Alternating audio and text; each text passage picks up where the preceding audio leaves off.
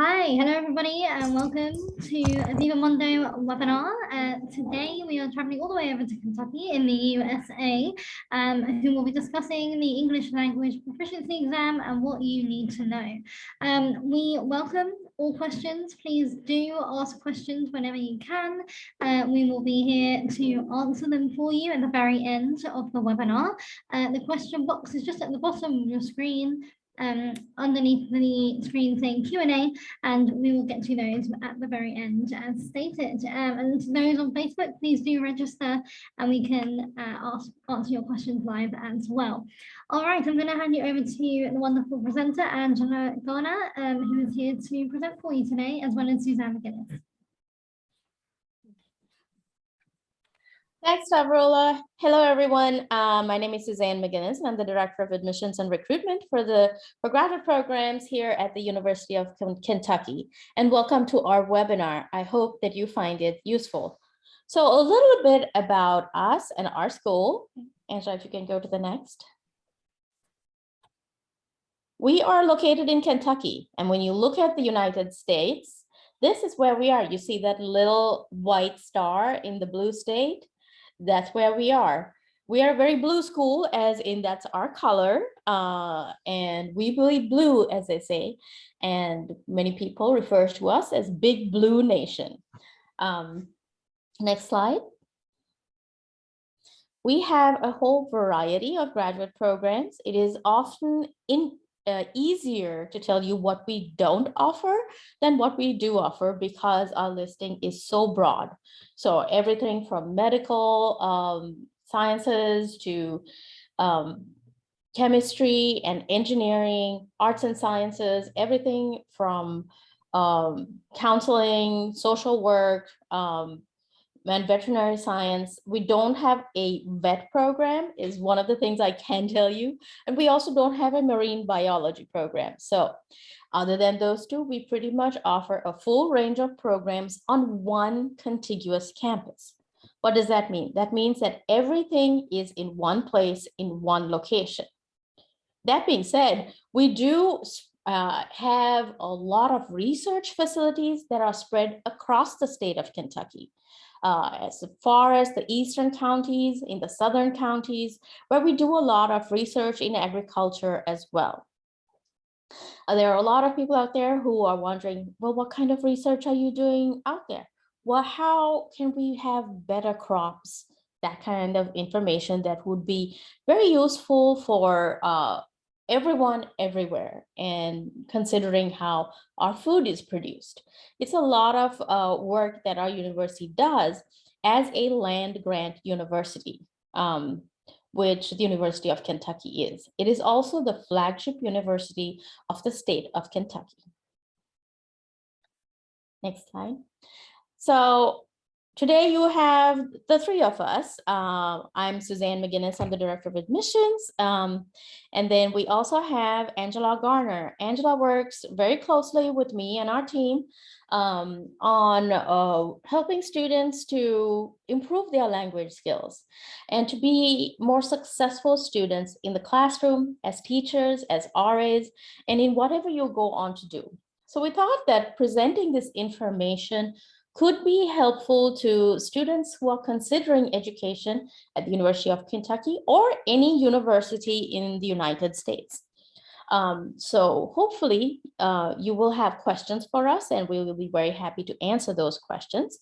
We also have with us today Haley Hounshell. Haley is one of our admissions officers who just started actually this week, but Haley has in fact been with us for just over a year and a half, I think almost now.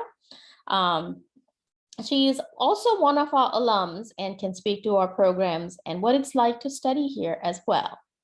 So with that, I'm going to hand it over to Angela to talk us through this process. Okay, thanks, Suzanne. So as Suzanne said, my name is Angela Garner. I've been at UK since 2014. Prior to that, I was an ESL teacher in China, Russia, South Korea, and other states in the US as well. So I have a dual role at UK in that I teach ESL classes for matriculated graduate students. So these are graduate students who are studying at UK, and I also work with admissions. And so that's what brings me to the table of the conversation today, is to talk about the English language proficiency tests that are required for admissions at many universities, UK being one of those. Okay, so what is the purpose of the language proficiency test? Let's start there. The purpose here is to demonstrate your level of English language proficiency.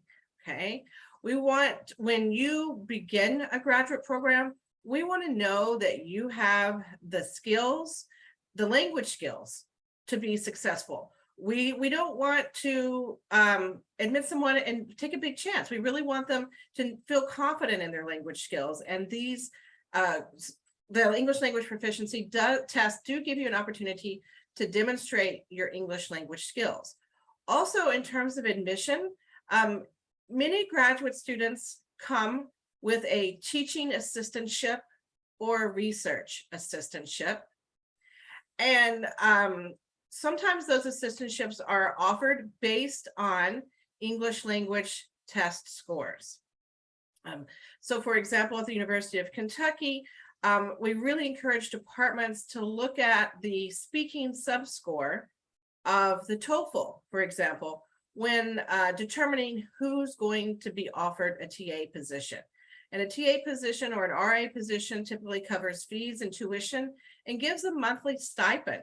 So you consider that as a job. And so these English language proficiency tests are helpful in that they let departments sort of get a feel for your language skills to make sure that you will be successful in those positions.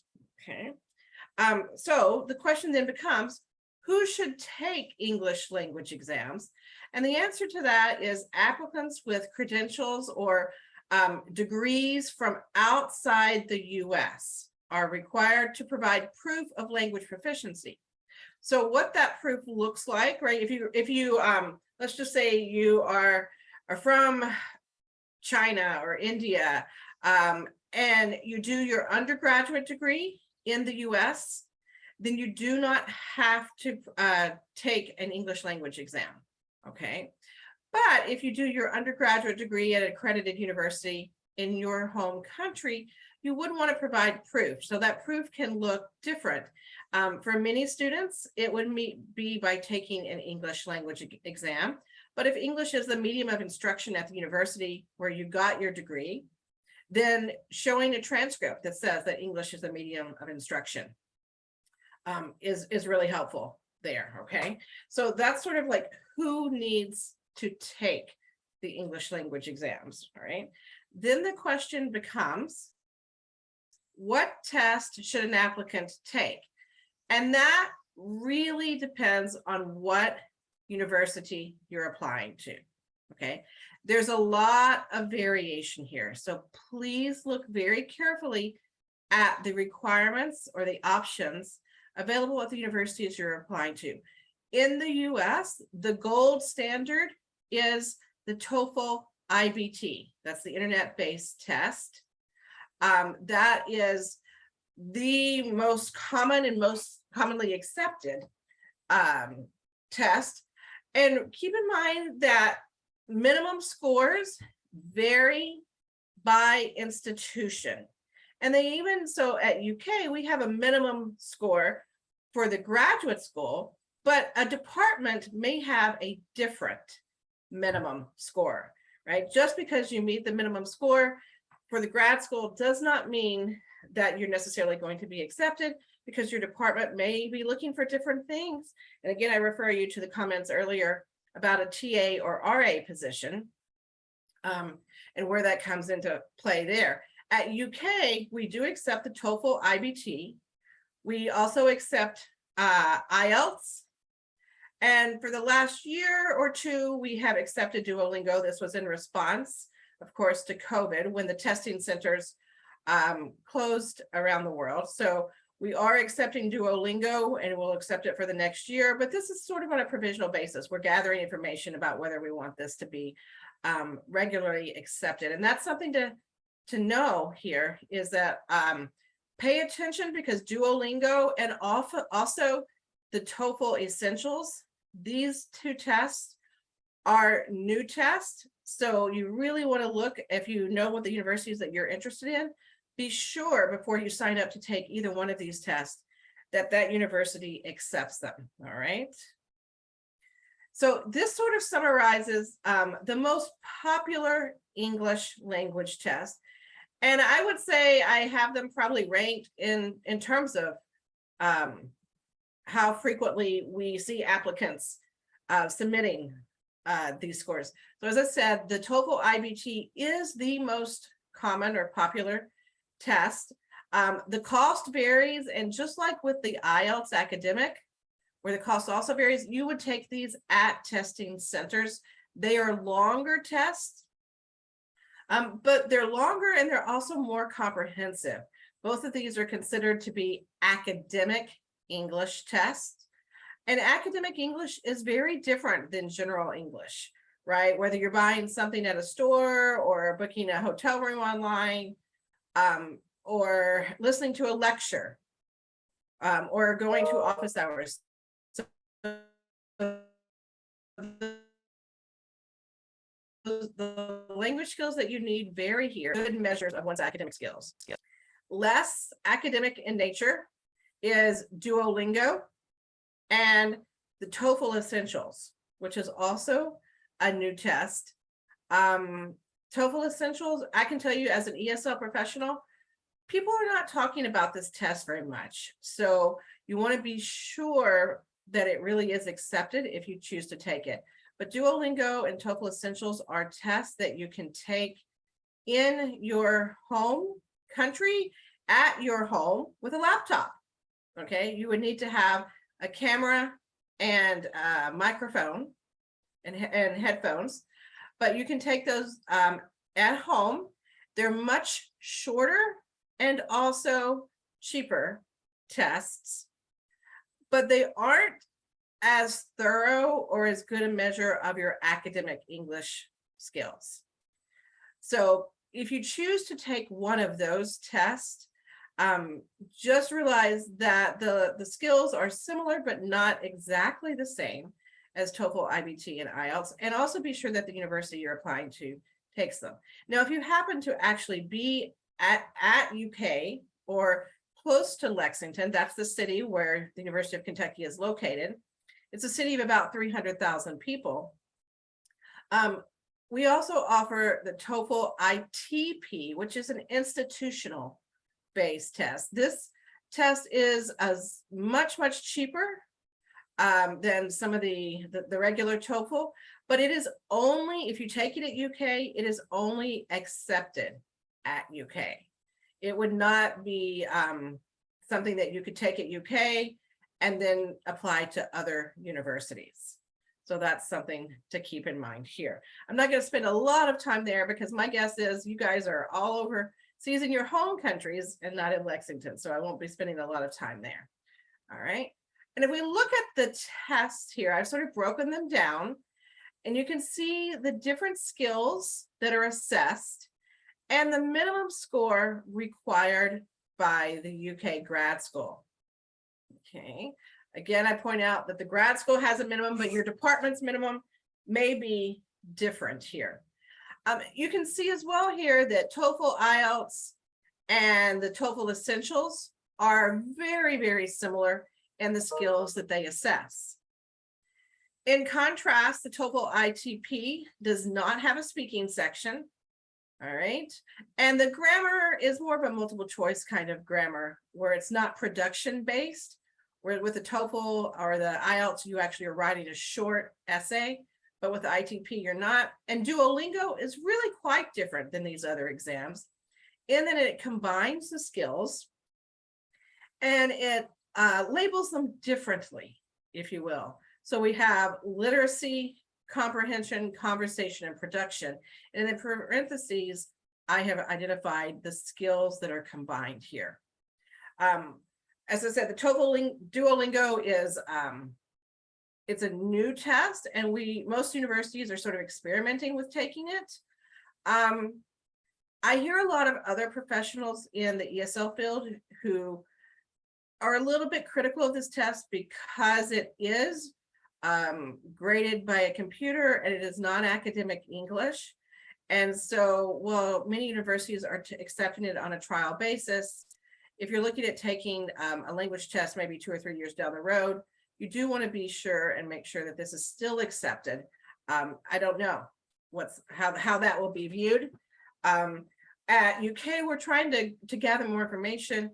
And so we have a Duolingo minimum score, but also we may require an additional sort of form of interaction with an ESL professional here.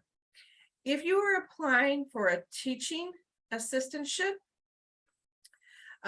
you would like that, again, I would encourage you to take the TOEFL or the IELTS academic because they have speaking portions, and those speaking portions are typically or often used to perhaps measure one's speaking conversation skills and can be used to offer teaching assistantships.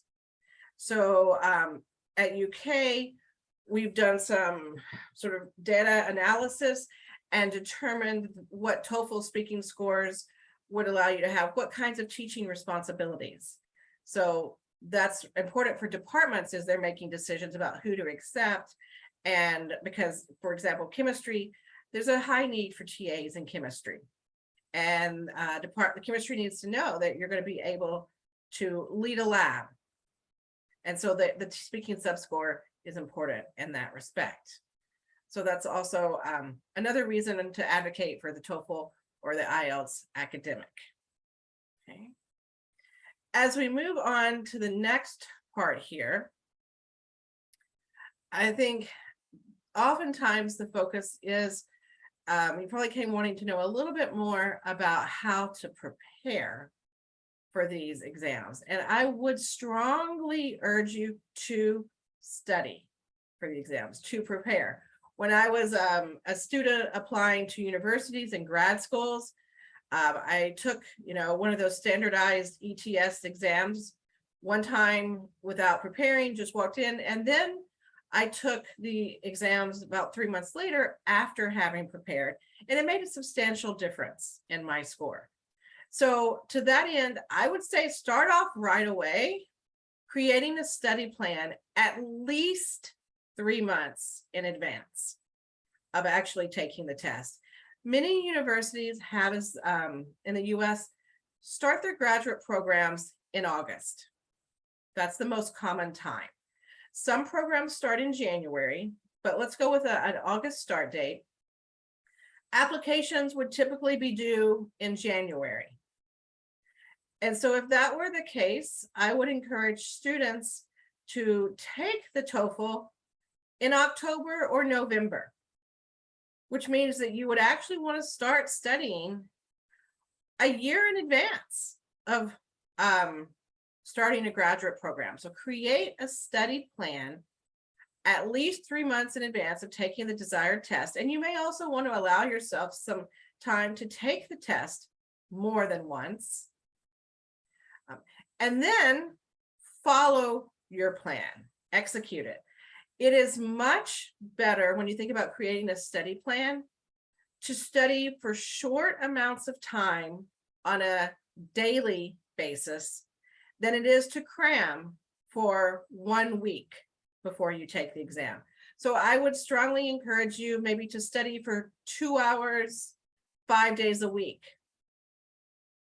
in advance of taking the exam, and then take the exam instead of studying, the week before for 30 hours or 20 hours and devoting your whole time, because language is a skill and it takes time to develop that skill. As such, you need to allow yourself that kind of time. Figure out as well what time works best for you.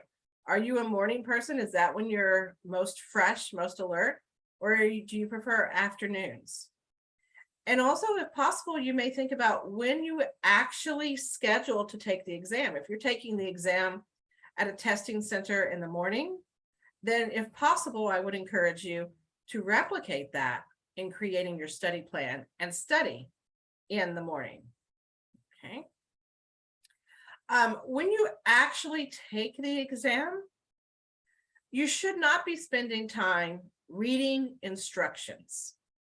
As part of your study plan should include familiarizing yourself with the parts of the exam and what you're expected to do in each component, so that when you actually get the test, you can jump right in and start taking it.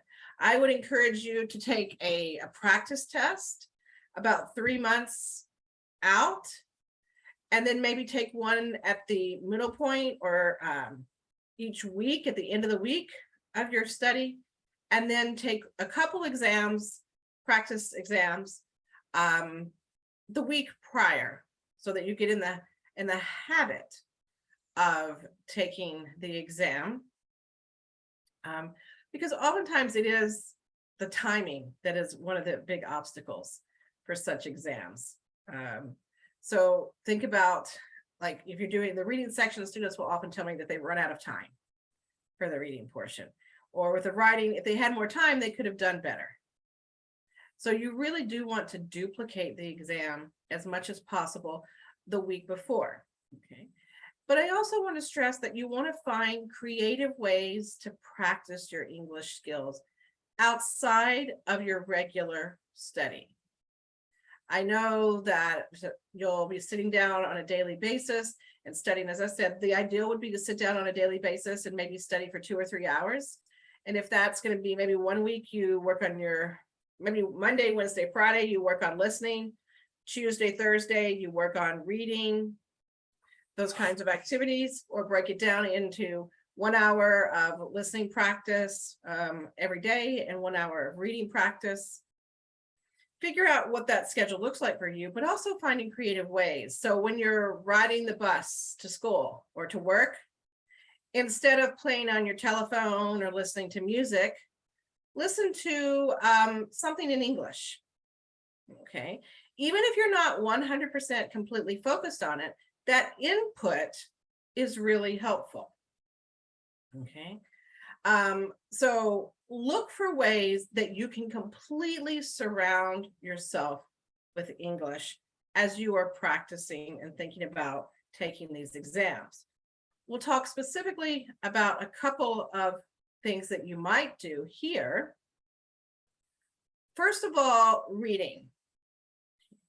Depending on the exam type that you take, right, the reading sections will look different, but oftentimes they're longer passages and you're expected to answer some multiple choice questions, and then you might be expected to speak a little bit, maybe give a summary, whatever. So my first suggestion here is to read a variety of materials. If you're doing the TOEFL, IBT, or the academic IELTS, again, this is typically going to be things related to news, science, history. So I don't, because you're an engineering student, don't just read engineering or STEM related information. You want to read a lot of different kinds of material. And I also actually suggest reading fiction as well as nonfiction. Most of the reading on these exams is nonfiction, but I would encourage you to read fiction as well. Read things that you enjoy. That's what really important. If maybe start with things that you enjoy learning about, but also read outside of your normal field, because the passages that you encounter in these exams will be for a variety of different subjects. Okay. Another thing that I encourage students to do is actually reading sprints. And as I said, this comes from the fact that frequently students will tell me, I just didn't finish the reading portion. I need more time. So with reading sprints, this is a practice. It takes maybe, I don't know, 10 minutes, 20 minutes a day. But what I encourage students to do, take a longer text, maybe an article or a book, and set your timer for 1 minute. Read that passage for 1 minute. What can you read in that time? And then stop your timer. When it goes off at 1 minute, stop reading, mark where you have stopped, and then try to look ahead. Let's just say you read about 4 paragraphs, half a page. Look ahead again about half a page, 4 paragraphs, and mark that and try to read that not in 1 minute, but in 45 seconds, a little bit shorter. If you can read that in 45 seconds, then maybe the next time you want to drop down to 40 seconds for that same duration. Okay. And then the next time, read again a minute and see how much you were able to read. Were you able to read more than you were the first time you started? I used a minute as an example, but you could easily use 5 minutes. 5 minutes, 4 minutes, 3 minutes, then go back to 5. And keep a record of this. Okay. That is a good way to sort of improve your reading speed. In terms of writing, I would encourage you to look for ways to connect it to things that you are already doing. So if you completed reading sprints, then maybe take a little bit of time to write a paragraph summarizing what you read without actually looking at the text. Okay. Or if you listen to a TED Talk, for example, as you were riding the bus, then write a summary of that TED Talk. Also familiarize yourself with the kinds of writing that are required for the test and duplicate that.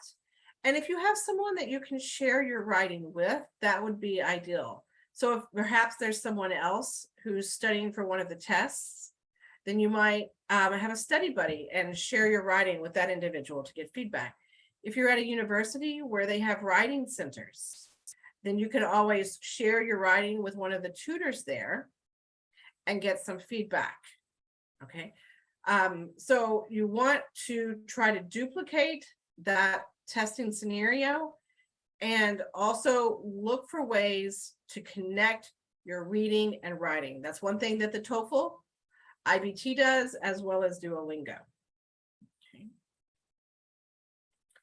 As we move and think about your other test here, think about listening. Reading and listening are the easiest skills to practice in your home country because it's more passive. It's about receiving information as opposed to producing.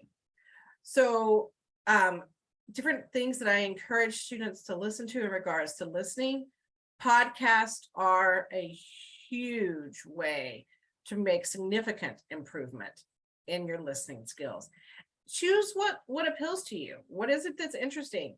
You might choose something from your field to listen to on Mondays, but then on Wednesdays, you might choose something from a different field or some news related podcast. I encourage students, things like This American Life is a great podcast to listen to. I'm also, this is not a podcast, but I'm a huge fan of 60-Second Science. It's a website, but they have like listening clips that are usually about 5 to 6 minutes long. And they're on a variety of scientific topics. And they also have the script available there. So you can listen to those. Okay. TED Talks, same thing, really great opportunities to improve listening skills in a variety of shows, in a variety of ways. TV shows are great for conversation, less academic. I encourage you to watch them with English subtitles, not in your primary language, but it's perfectly fine. In fact, it's good to have those subtitles.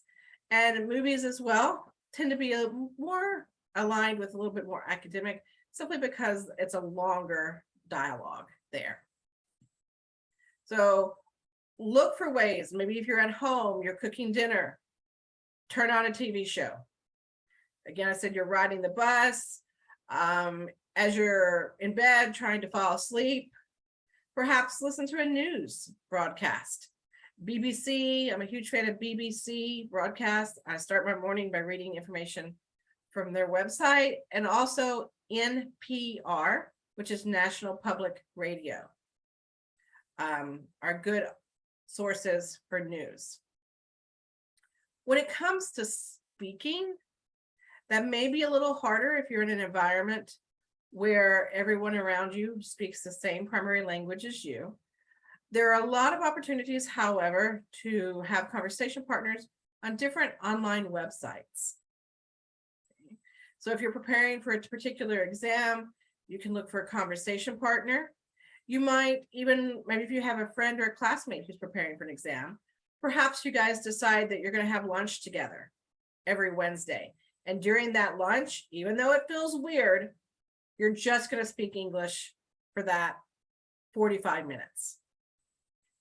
The ideal would to be speaking English a minimum of 1 hour a day. That would be ideal. But it may not be possible. And these two activities here, audio journals and shadowing, are two things that you can do if you don't have a conversation partner, someone around you that you can practice your English with. Audio journals. This is where you use your phone, the voice memo function on your phone. And the subject of the journal is entirely up to you. I encourage students at the end of the day to record a 2-minute summary of their day, and to do this every day of the week, okay? You can scaffold this by maybe writing down 10 things that you did. Just write down keywords, right? Watch Netflix, read an article, whatever those kinds of activities you did, just write down keywords. And then from those keywords, summarize your day. Do not write everything that you did. Don't write a paragraph. This is not reading practice, but it's a conversation or fluency practice. And it can also be a chance for grammar practice. Probably you know what are the most difficult aspects of grammar for you. I know a lot of students have trouble with verb tense and subject-verb agreement. So with an audio journal, you record yourself talking for 2 minutes, go back and listen to it. And if you know that verb tenses are a challenge for you, then listen just for verb tense mistakes. Did you hear them? And then record yourself doing the same thing, right? Summarizing your day again, but this time try to make it 1 minute and 45 seconds and pay close attention to your verb tenses. So in this way, you're monitoring your language skills and you are also improving your fluency. You can use audio journals as well, maybe to summarize an article that you read or a movie that you watched. Okay, so it doesn't have to be just a summary of your day. You choose the topic, but the activity of recording yourself and then listening and monitoring is really helpful as you improve your speaking skills. Another activity that is helpful is shadowing. And if you go to YouTube and you type in shadowing, you'll find lots of examples. So I first heard about this at a professional conference, and then I did read up and learn more about it through YouTube. But the basic premise with shadowing is that you have a sample speaker and you speak with that speaker so that your voice is the same as the speakers. Okay, so I encourage students to choose a speaker that they think is particularly good example, very clear and easy to understand. And then also to take a very short segment, usually 30 seconds. You have the transcript, you're going to listen several times, you're going to annotate the transcript, marking where the speaker pauses or where they stress. And then you might want to take that and slow the speed down to 75 instead of the normal speed. And you're going to have the speaker talking, and then you're going to also speak with them. And try to see if you can make your two voices sound like one. You're not going to do a great job the first time, I promise you. It's hard. It's hard for me as a native English speaker. But practice this on a regular basis, 2 or 3 times a week, and maybe for 20 to 30 minutes. And as you practice this over time, you'll get a much better sense of rhythm and intonation. And so those are really 2 imperative parts of improving one's speaking skills. So the audio journal allows you to work on your fluency and grammar, whereas shadowing allows you to work on rhythm and intonation. In all of your studying, I strongly encourage you to look for ways to integrate your language learning. Okay, so look for ways to connect your reading to your speaking, or your listening to your writing. I'm not a big fan of simply studying from a website or taking a course that just focuses on test prep. I think there's a place for that, but it shouldn't be exclusively what you do, because ultimately your goal is to improve your language skills, not just cram for a test. Okay, that's not what you want. Your goal is to work on your language skills so that when you are accepted, you will be successful.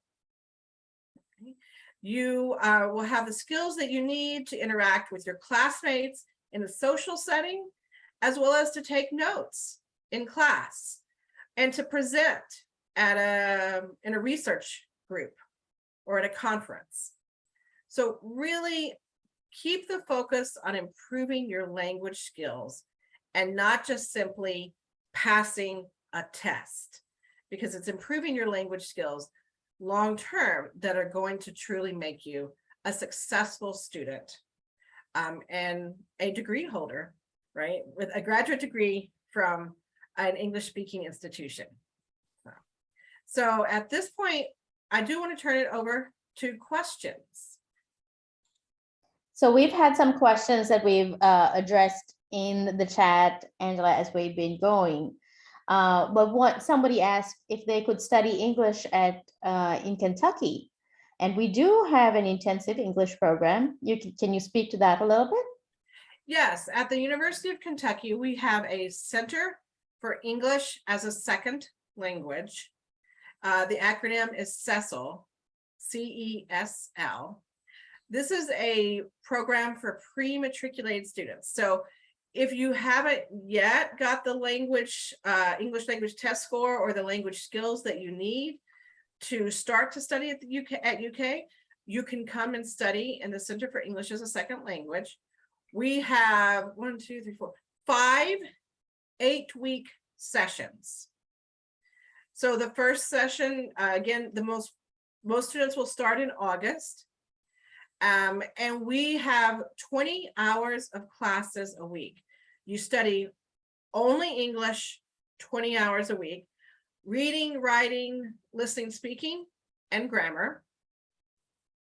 Classes are Monday through Thursday, and they run for 8 weeks. So if you enroll, then you would take a placement test, and we have levels ranging from 1 to 6. depending on how you do on that placement test, that determines what level you start at. You may start at level 4.